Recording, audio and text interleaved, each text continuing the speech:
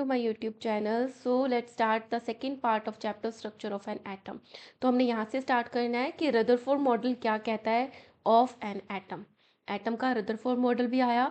The Ernest Rutherford was interested in knowing how the electrons are arranged within an atom.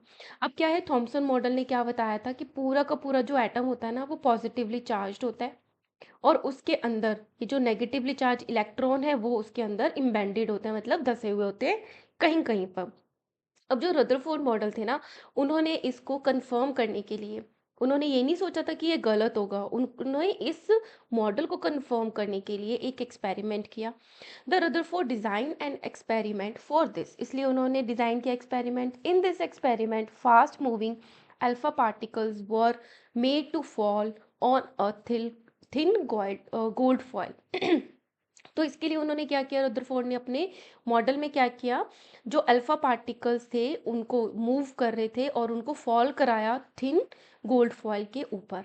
ठीक है, अब इसमें आएगा कि उन्होंने अल्फा पार्टिकल्स क्या होते हैं और उन्होंने गोल्ड फॉयल ही क्यों यूज़ किया. He selected a gold foil because he wanted as thin as layer as possible. आपको पता है कि जो मेटल्स होते हैं ना वो मेलिएबल होते हैं. मेलिएबल का मतलब क्या है कि जब उन पे हम प्रेशर डालेंगे ना तो वो थिन शीट में कन्वर्ट हो जाते हैं, वो टूटते नहीं हैं. और गोल्ड एक ऐसा मेटल है जिसको सबसे पतली शीट में कन्वर्ट किया जा सकता है. जैसे एल्यूमिनियम फॉयल होता है तो एल्यूमिनियम का पतली सी शीट बना दी तो वो एल्यूमिनियम फॉयल हो गया. इसी तरीके से गोल्ड मेटल का अगर पतली सी शीट बना दी तो वो हो गया गोल्ड फॉयल, क्योंकि उनको क्या थी, पतले से पतली चीज़ चाहिए थी जिसपे वो फॉल करा पाते. ठीक है, लेकिन फिर भी वो जो गोल्ड फॉयल था ना इतना थिक था जिसमें कि 1000 एटम्स आ सकते थे. मतलब जैसे ये गोल्ड फॉयल है पतला सा, इसकी मोटाई को अगर आप जूम करोगे, इसकी जो थिकनेस है उसमें इस तरीके से 1000 एटम्स आ सकते थे. ठीक है, alpha particles are the double charge helium ion. तो इस ये जो अल्फा पार्टिकल्स है जो उन्होंने गोल्ड फॉयल के ऊपर फॉल करवाए थे, वो क्या होते हैं, डबल चार्ज हीलियम आयंस होते हैं. मतलब हीलियम के ऊपर डबल चार्ज होता है. ठीक है, since they have a mass of the 4 unified mass, और उसका जो मास होता है वो 4u होता है. The fast moving alpha particles have a considerable amount of energy. अब ये जो हीलियम का जो डबली चार्ज है ना, उसमें बहुत ज़्यादा एनर्जी होती है ताकि वो उस गोल्ड फॉयल के ऊपर फॉल हो पाए, इसलिए इसको यूज़ किया. It was expected that alpha particles would be deflected by the subatomic particles in the gold atom. अगर मैं थॉमसन के जो मॉडल है उसको मैं करेक्ट मानूं, ये जो अल्फा पार्टिकल्स होते हैं ना ये पॉजिटिवली चार्ज होते हैं. ये देखा हमने पॉजिटिवली चार्ज है. तो अब सबसे पहली बात आपको पता होना चाहिए या होगा ही कि पॉजिटिव पॉजिटिव आपस में रिपेल करते हैं, एक दूसरे को पुश करते हैं. और जो पॉजिटिव और नेगेटिव है वो आपस में क्या करते हैं, वो अट्रैक्ट करते हैं. अगर ये थॉमसन मॉडल करेक्ट है तो अगर मैं कोई पॉजिटिव चार्ज डालूंगी, ठीक है, यहाँ से पॉजिटिव चार्ज आ रहा है तो ये आपस में अट्रैक्ट होगा. और ठीक है, नेगेटिव से अट्रैक्ट होगा. और अगर ये पॉजिटिव चार्ज पॉजिटिव पे गिरा तो ये क्या होगा, डिफ्लेक्ट होगा, ये इसको दूर भेज देगा. यही होगा, दो ही चीजें हो सकती हैं. अब बट थॉमसन ने क्या बोला था कि पूरा का पूरा जो एटम है वो सबसे ज्यादा क्या है, पॉजिटिव पॉजिटिव पॉजिटिव है और उसके अंदर थोड़ा थोड़े इलेक्ट्रॉन्स है, यही कहा था. तो ये क्या एक्सपेक्ट कर रहे थे जो रदरफोर्ड थे कि alpha particles would be deflected by the sub atomic particles in the gold atom, कि अगर मैं गोल्ड के कोई एटम है उसके ऊपर अगर मैं गिराऊंगा अल्फा पार्टिकल जो कि पॉजिटिवली चार्ज्ड है तो क्या होगा कि मोस्टली पॉजिटिव है तो ये डिफ्लेक्ट होगा. Right, since the alpha particles were much heavier than the protons he did not expect to see the large deflection. अब क्या है, इसका मास जो है वो बहुत ज़्यादा है तो उन्होंने एक्सपेक्ट नहीं किया था कि बहुत ज़्यादा डिफ्लेक्शंस होंगे. ठीक है, अब ये आता है इनका scattering of the alpha particle by the gold fall. But जब उन्होंने एक्सपेरिमेंट किया तो उन्होंने क्या देखा, ये अल्फा पार्टिकल्स आ रहे हैं, ये पॉजिटिवली चार्ज है. देखो यहाँ की फर्स्ट रे की मैं बात करूँ तो ये यहाँ गई और ये आगे निकल गया सीधा, कोई डिफ्लेक्शन नहीं हुआ. जो सेकंड रे है वो भी ऐसे सीधी निकल गई.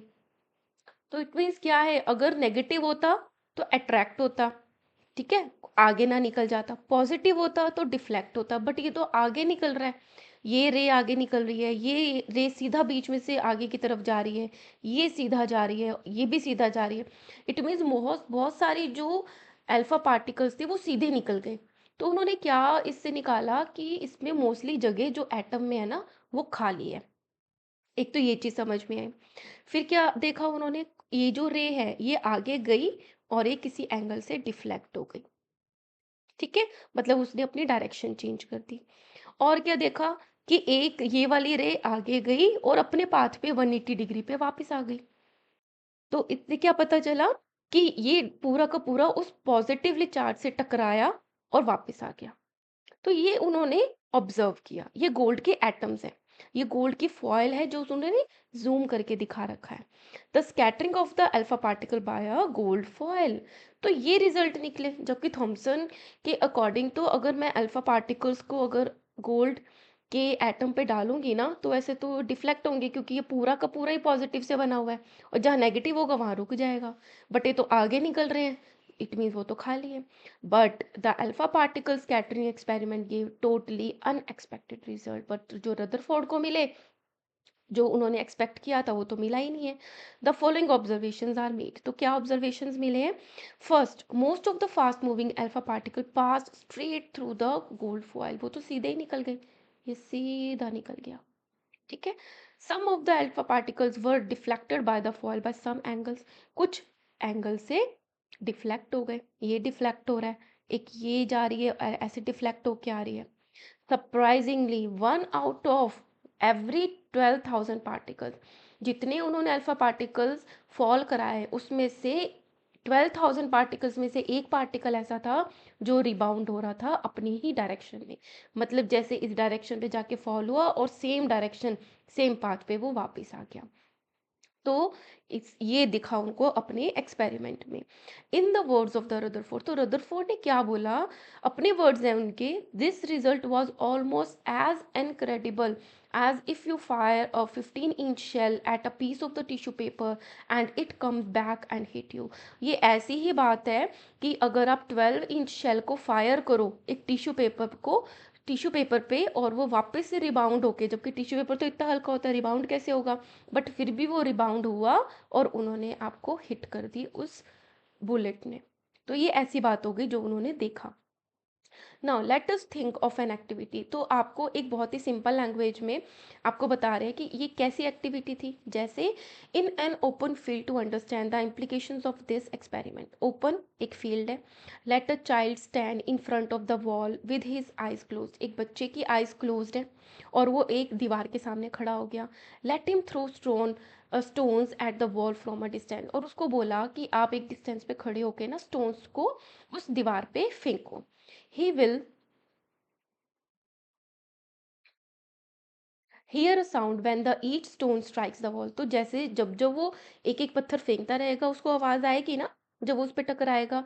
If he repeats its 10 times, अगर 10 बार वो पत्थर फेंकेगा, he will hear the sound 10 times, उसको 10 टाइम्स साउंड आएगी। But if a blindfolded child were to throw stones at a barbed wire fence, कि अगर हम किसी बच्चे की आंखों पे पट्टी बांध दें और उसको बोले कि आप थ्रो करो स्टोन्स को at the barbed wire fence. आपने देखा होगा खेतों के चारों तरफ ना ऐसे फेंस लगी होती है कांटेदार, है ना, ऐसे ऐसे उस पे कांटे निकले होते हैं ताकि उसमें कोई जो एनिमल है वो लग ना जाए, तो ऐसे फेंसिंग लगी होती है। ठीक है। तो उसको बोला कि उसमें आप थ्रो करो। Most of the stones would not hit the fencing. अब क्या है, इन दोनों के बीच में स्पेस है, फेंसिंग के बीच में, तो जो वो पत्थर थ्रो करेगा ना, तो कुछ ऐसे पत्थर होंगे, ज्यादातर पत्थर ऐसे होंगे जो उसमें से क्रॉस कर जाएंगे क्योंकि उसके बीच में स्पेस है। And no sound would be heard, और कोई भी साउंड भी नहीं आएगी। So this is because there are lots of the gap in the fence which allow the stone to pass through them. क्योंकि उसमें गैप था और उन्होंने वहां से जाने दिया। तो सेम ही चीज ये बता रहे हैं कि मोस्टली जो अल्फा पार्टिकल्स है ना वो स्पेस में से सीधे निकल गए। तो इट मीन्स वहां पे जगह जो है खाली है, कुछ भी नहीं है।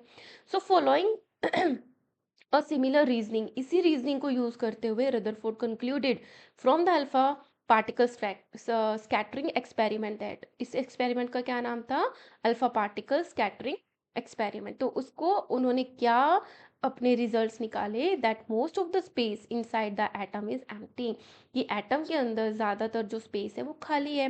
Because most of the alpha particles pass through the gold foil, क्योंकि गोल्ड फॉयल के अंदर से मोस्टली जो पार्टिकल्स है वो सीधे निकल गए विदाउट गेटिंग डिफ्लेक्टेड, डिफ्लेक्ट ही नहीं हुए। Very few particles were deflected, कुछ पार्टिकल्स थे जो डिफ्लेक्ट हुए फ्रॉम देयर पाथ, अपने रास्ते से, इंडिकेटिंग, तो ये क्या इंडिकेट करता है, that the positive charge of the atom occupy very little space. अगर मैं यहाँ से 5 अल्फा पार्टिकल्स थ्रो करूँ, ये सीधा निकल गया, ये सीधा निकल गया, ये सीधा निकल गया, एक था जो पास पे आया और डिफ्लेक्ट हो गया, और एक सीधा उस पे रिबाउंड हो गया। तो इट मीन्स क्या है कि बहुत छोटी सी स्पेस है एटम के अंदर जो कि पॉजिटिव चार्ज को होल्ड करके रखती है या ऑक्यूपाई करती है, very little space in an atom. So a very small fraction of the alpha particle were deflected by 180 degree, और बहुत ही कम थे, कितने थे, 12,000 में से एक पार्टिकल था कि जो 180 डिग्री पे डिफ्लेक्ट हुआ, indicating that all the positive charge, की जो सारा का सारा जो पॉजिटिव चार्ज है, and the mass of the gold atom, और जो गोल्ड एटम का मास है वो एक ही जगह पे कॉन्सेंट्रेटेड है, जो कि बहुत ही छोटा है, वेरी स्मॉल वॉल्यूम। ये चीज़ इन्होंने अपने एक्सपेरिमेंट से पता करी है, ठीक है, और ये बहुत इंपॉर्टेंट है, this model. From the data he concluded, अब ये जो उन्होंने इतना एक्सपेरिमेंट कराया गोल्ड फॉयल से, तो उन्होंने जो डाटा कलेक्ट किया उससे कैलकुलेट किया that the radius of the nucleus is about 10⁵ times less than the radius of the atom. Radius क्या होता है, सर्कल का जो सेंटर, ये जो पार्ट होता है, this is called a radius. कि जो न्यूक्लियस, इसके अंदर जो न्यूक्लियस है ना, उसका जो रेडियस है, पूरे एटम का जो रेडियस है उसका 1/1, 2, 3, 4, 5 इतना छोटा है, रेडियस इतने टाइम्स छोटा है। तो ये उन्होंने अपने डाटा से पता लगाया। On the basis of his experiment Rutherford put forward the nuclear model of an atom. अब वो कहाँ पहुंच गए, न्यूक्लियर मॉडल ऑफ एटम पे, क्योंकि उनको कुछ पता चला सेंटर में होता है। Which had the following feature, nuclear model में उन्होंने क्या बोला, there is a positively charge centre in an atom called the nucleus, कि जो एटम है उसके सेंटर में न्यूक्लियस होता है जिसपे पॉजिटिव चार्ज जो है प्रेजेंट होता है, और कहीं नहीं होता। Nearly all the mass of an atom reside in the nucleus, और एटम का जो मोस्ट ऑफ द मास है वो इसी सेंटर के अंदर होता है, ठीक है। The electrons revolve around the nucleus in well defined orbits, और जो इलेक्ट्रॉन्स हैं वो उस एटम के चारों तरफ, उनका कुछ फिक्स्ड पाथ होते हैं, उस पर रिवॉल्व करते हैं, चक्कर काटते हैं। जैसे अर्थ सन के चारों तरफ एक फिक्स्ड पाथ अपने ऑर्बिट में रिवॉल्व करती है, सिमिलरली जो इलेक्ट्रॉन्स हैं अपने न्यूक्लियस के चारों तरफ रिवॉल्व करते हैं, और उनका जो ऑर्बिट है वो भी वेल डिफाइंड होता है, इधर उधर नहीं होते हैं उससे। The size of the nucleus is very small, और जो न्यूक्लियस का साइज है वो बहुत ही छोटा होता है as compare to the size of the atom, atom के कंपैरिजन में। होपफुली आपको अब एटम का जो स्ट्रक्चर है वो काफ़ी हद तक क्लियर हो गया होगा, कमेंट बॉक्स में ज़रूर बताना। And if you are new on this channel please subscribe. ना, drawbacks of the Rutherford model of the atom, उन्होंने इतनी मेहनत करी, इतनी मेहनत करी, इतनी मेहनत करी, फिर भी कुछ ना कुछ ड्रॉबैक रह गया जो वो एक्सप्लेन नहीं कर पाए। The orbital revolution of the electron is not expected to be stable, अगर वो कह रहे हैं ना कि इलेक्ट्रॉन जो है वो न्यूक्लियस के चारों तरफ रिवॉल्व करता है, तो अगर वो ऐसा कह रहे हैं तो इट मीन्स वो जो एटम है ना वो स्टेबल होना ही नहीं चाहिए। क्यों नहीं होना चाहिए, any particle in a circular orbit would undergo acceleration. Acceleration क्या होता है, एक तो जैसे कोई चीज़ आगे की तरफ मूव कर रही है वो क्या हो गया, यूनिफॉर्म मोशन हो गया। जब कोई चीज़ सर्कुलर मोशन में मूव करती है ना, तो वो हर बार हर मूवमेंट पे अपनी डायरेक्शन चेंज कर रही है, उसको बोलते हैं एसिलरेशन। तो अगर इलेक्ट्रॉन्स जो है वो न्यूक्लियस के चारों तरफ मूव कर रहे हैं, इट मीन्स वो एसिलरेट कर रहे हैं। During acceleration charge particle would radiate energy, तो जब वो एसिलरेट करेंगे ना, चार्ज्ड पार्टिकल है वो अपनी एनर्जी को रेडिएट करेंगे, मतलब लॉस करेंगे, निकालेंगे। Thus the revolving electron would loss energy, lose energy and finally fall into the nucleus, और फाइनली अपनी एनर्जी को लॉस करते करते करते करते वो न्यूक्लियस में आके गिर जाएगा। इफ दिस वर सो, अगर ऐसा होता है, the atom should be highly unstable, तो इट मीन्स तो जो एटम है वो तो अनस्टेबल होना चाहिए। बट अभी तक हम क्या पढ़ते आ रहे हैं कि एटम से मिलके क्या बनते हैं, क्या बनते हैं, मैटर बनता है। जैसे पानी हो गया या वुड हो गई, तो कोई भी चीज़ है जो हम अपने चारों तरफ देखते हैं वो एटम से मिलके बनते हैं। बट अगर एटम ही स्टेबल नहीं है तो मैटर कैसे बनेगा। तो इट मीन्स कोई भी चीज़ तो एग्जैक्ट करने मतलब एग्जिस्ट ही नहीं कर पाती, बट यहाँ पे तो एग्जिस्टेंस है, तो इट मीन्स यहाँ पे कुछ ना कुछ गड़बड़ है। And hence the matter would not exist in the form of that we know, जिस फॉर्म में हम किसी भी मैटर को देखते हैं वो तो होना ही नहीं चाहिए, क्योंकि एटम ही नहीं स्टेबल है। We know that atoms are quite stable, but हमें तो पता है कि एटम स्टेबल है, तभी जाके वो मैटर बनाते हैं, राइट। तो ये इनका ड्रॉबैक था जो वो एक्सप्लेन नहीं कर पाए। फिर आती है बारी बोहर्स मॉडल ऑफ एटम की। उन्होंने इसके बाद मॉडल दिया, in order to overcome the objections raised against the Rutherford model of the atom. तो उन्होंने क्या दिया, जो ऑब्जेक्शन रेज किए गए against the Rutherford model of atom को, उसको ओवरकम करने के लिए उन्होंने कुछ चीज़ें बताई। The Niels Bohr put forward the following postulates, उन्होंने कुछ पोस्ट्यूल्स लिखे about the model of an atom. उन्होंने क्या बोला, only certain special orbit known as the discrete orbits of the electron are allowed inside the atom, कि atom के अंदर ना अगर हाइड्रोजन है तो उसके हिसाब से उसमें कितने इलेक्ट्रॉन होंगे, उतने ऑर्बिट होंगे। अगर कोई और एटम है तो उसके हिसाब से उतने ही उनके ऑर्बिट होंगे। एक तो डिस्क्रीट होते हैं, फिक्स होते हैं। While revolving the discrete orbits, जब वो रिवॉल्व कर रहे हैं उन ऑर्बिट्स में, the electron do not radiate energy, वो एनर्जी को रेडिएट ही नहीं करते, वो एनर्जी को लॉस ही नहीं करते। तो इट मीन्स क्या हो गया, वो जो एटम है वो स्टेबल हो गया। ठीक है, तो ये बोर ने बताया। So these orbits of the shells are called energy levels. तो जिस पाथ पे वो रिवॉल्व करते हैं उनको क्या बोल देते हैं, ऑर्बिट्स भी बोलते हैं, शेल्स भी बोलते हैं, और उनको एनर्जी लेवल्स भी बोलते हैं। The energy levels in an atom are shown in figure 4.3, these are the energy levels of the atom. ये क्या हो गया, न्यूक्लियस हो गया। फर्स्ट जो इसका ऑर्बिट है दैट इज अ के शेल, उसको क्या बोलते हैं, के शेल नंबर 1, फर्स्ट नंबर बोलते हैं। फिर के एल शेल आ गया नंबर 2, उसके बाद आ गया एम शेल नंबर 3, फिर आ गया fourth shell that is a N, K L M N, इस तरीके से आगे बढ़ता रहता है। ठीक है, तो ये आ गया जो बोर ने दिया। सो दीज ऑर्बिट्स और the shells are represented by the letters K L M N और द नंबर्स 1 2 3 4। तो इस तरीके से उन्होंने बोर ने अपना बताया, पोस्ट्यूल्स दिए। ठीक है ना। अब आती है न्यूट्रॉन की। अब हमने क्या क्या पढ़ लिया, इलेक्ट्रॉन का भी डिस्कवर हो गया, प्रोटॉन भी डिस्कवर हो गया, न्यूक्लियस भी डिस्कवर हो गया। अब एक चीज और है सब एटॉमिक में। अब हमारे पास क्या है, ये हो गया न्यूक्लियस, ये हमें मिल चुका है। इसमें प्रोटॉन होता है, वो हमें मिल चुका है, दिस इज अ न्यूक्लियस। ठीक है, और हमें ये पता चल गया है कि शेल्स में जो है वो इलेक्ट्रॉन्स में रिवॉल्व करते हैं। अब एक चीज और निकल के आई, that is neutrons. In 1932 J Chadwick discovered the another sub atomic particles which had no charge. Proton पे पॉजिटिव है, इलेक्ट्रॉन पे नेगेटिव है, बट जो न्यूट्रॉन है उस पर कोई भी चार्ज नहीं है। And a mass nearly equal to that of the proton, और जितना मास प्रोटॉन का होता है नियरली सिमिलर मास जो है वो न्यूट्रॉन का होता है, जो उन्होंने डिस्कवर किया। It was eventually named as neutron, और उसको क्या नाम दिया गया, जिसपे जो न्यूट्रल है, जिसपे कोई भी चार्ज नहीं है, neutron. The neutrons are present in the nucleus of all the atom. जितने भी एटम्स हैं उन सबके न्यूक्लियस में न्यूट्रॉन्स होते हैं प्रेजेंट, एक्सेप्ट हाइड्रोजन, हाइड्रोजन में नहीं होते। In general a neutron is represented as N. तो इलेक्ट्रॉन इलेक्ट्रॉन को हमने रिप्रेजेंट किया ई नेगेटिव, यह सब एटॉमिक पार्टिकल्स की बात हो रही है। प्रोटॉन को किया पी पॉजिटिव, और जो न्यूट्रॉन है उसको लिखा एन, क्योंकि उस पर कोई चार्ज ही नहीं है। The mass of an atom is therefore given by the sum of the masses of the protons and the neutrons present in the nucleus. अब जो ये प्रोटॉन और न्यूट्रॉन है ना, ये दोनों के दोनों कहाँ प्रेजेंट होते हैं, न्यूक्लियस में प्रेजेंट होते हैं। और हमने देखा था कि एक एटम का जो मास है वो ज्यादा उसके न्यूक्लियस में ही होता है। तो अगर 5 प्रोटॉन्स हैं और 6 न्यूट्रॉन्स हैं, तो उसका मास कितना हो गया, या कितना हो जाएगा, इन दोनों को हम ऐड कर लेंगे, इसके मास को और इसके मास को। तो यही चीज बता रहे हैं, the mass of an atom is therefore given by the sum of the masses.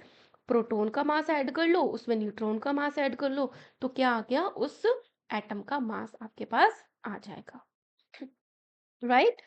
So In the next video we will start how are electrons distributed in the different orbits. अब इस ये भी तो कोई रूल होगा, ऐसा तो नहीं है पहले ऑर्बिट में 10 आ गए, दूसरे में 2 आ गए, कोई ना कोई तो रूल भगवान ने बनाया होगा।